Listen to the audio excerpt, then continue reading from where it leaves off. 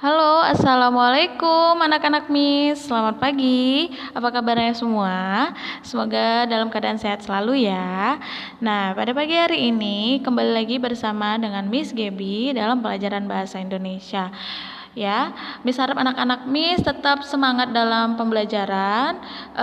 Miss harapkan anak-anak Miss lebih peduli lagi terhadap kebersihan, karena memang pada saat situasi yang sedang kita hadapi ini, kebersihan itu sangat penting ya, agar terhindar dari virus penyakit apapun. Jadi Miss harap anak-anak Miss tetap semangat belajar walaupun kita masih kembali daring. Kita sama-sama berdoa ya, semoga wabah ini cepat berakhir. Oke? Nah, pada pertemuan-pertemuan sebelumnya kita anak-anak Miss sudah membahas apa saja itu materinya kemarin berkaitan dengan teks narasi sejarah. Terus juga anak-anak Miss sudah membahas bagaimana cara mencari informasi dari teks narasi sejarah, terus bagaimana cara membuat kesimpulan, terus menuliskan informasi dan lain-lain.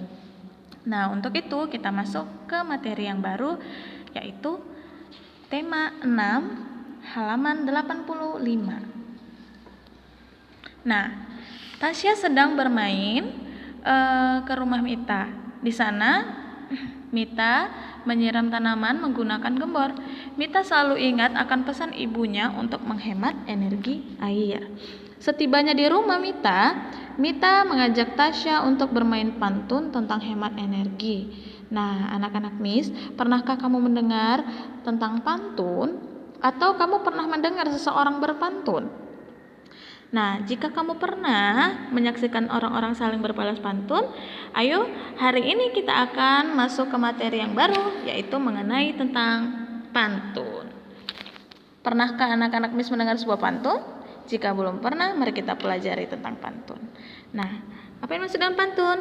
Pantun adalah sebuah puisi Melayu asli yang terikat oleh beberapa aturan yang berlaku.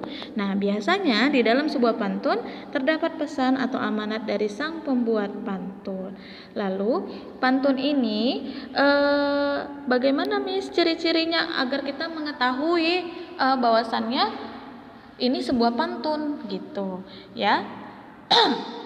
Kita lanjut. Ciri-ciri pantun. Yang pertama, satu bait terdiri dari 4 baris. Lalu yang kedua, setiap baris terdiri dari 8 sampai 12 suku kata. Lalu yang ketiga, ciri yang ketiga yaitu baris 1 dan 2 disebut dengan sampiran. Ciri yang keempat, baris 3 dan 4 disebut dengan isi. Dan ciri yang kelima adalah bersajak atau berima ABAB. Oke? Itu bagaimana Miss contoh pantun yang 4 baris seperti apa? Lalu bagaimana yang dimaksud dengan sampiran? Bagaimana yang dimaksud dengan isi? Bagaimana yang dimaksud dengan sajak ABAB? Nah, kita akan bahas satu persatu di sini.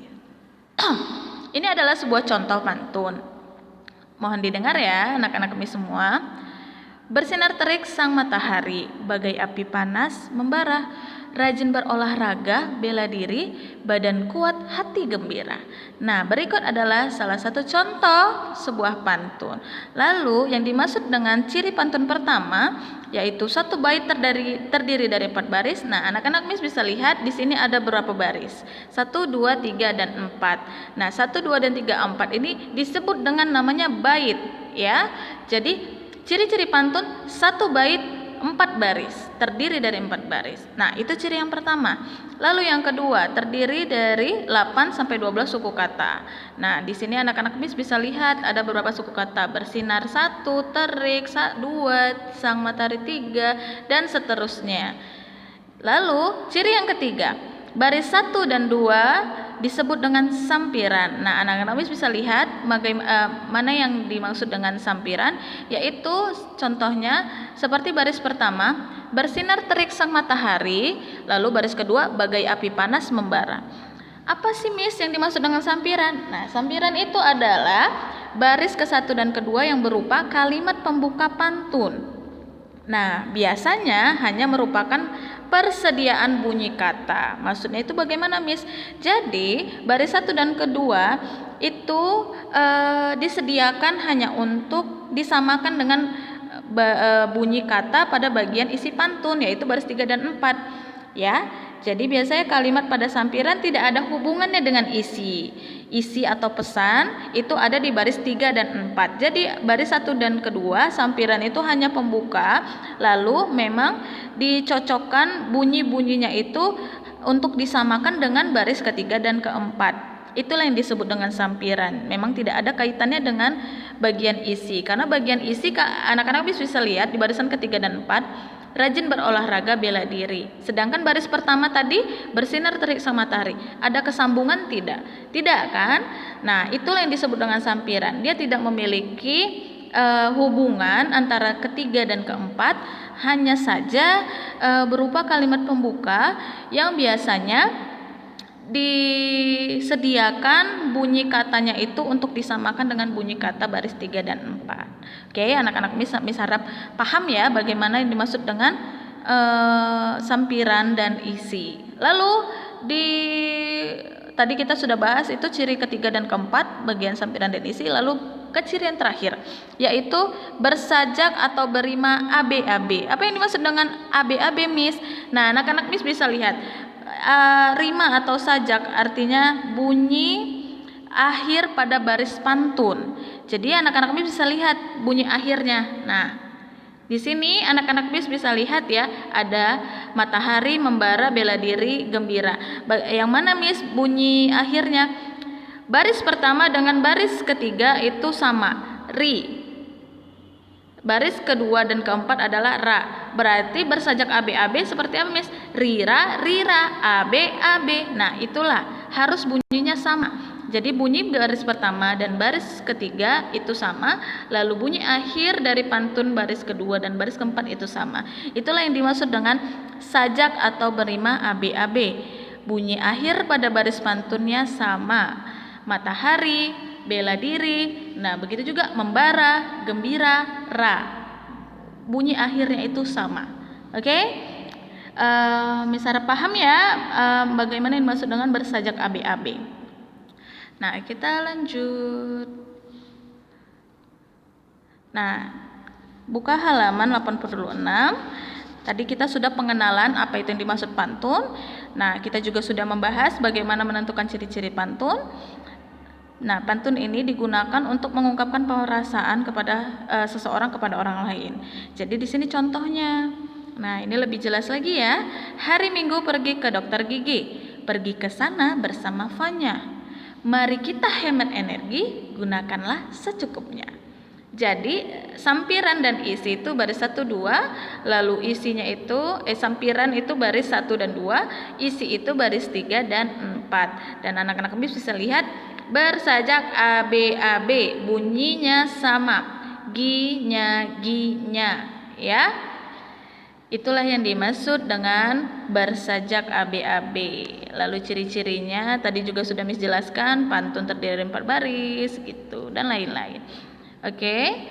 Nah, jadi dalam sebuah pantun ini termasuk salah satu karya yang mirip dengan pantun adalah puisi. Jadi salah satu karya lama yang mirip dengan pantun adalah puisi. Namun perbedaan dari puisi dengan pantun apa, Miss?